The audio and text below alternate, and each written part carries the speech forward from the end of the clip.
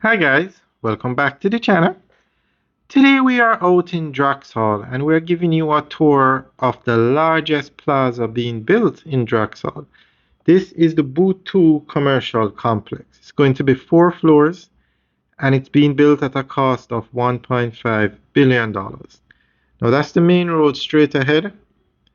And the reason why it's called Boot 2 is because the Boot Plaza is on the other side of the road. That one is 3 floors. It has a gas station, a juicy patties, a supermarket, and a call center at the top. It has other restaurants over there as well. This one is going to have a massive supermarket, a Wendy's fast food restaurant, retail spaces, and shops of various sizes.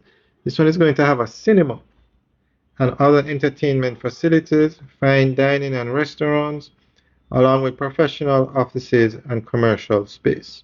It's also going to have underground parking.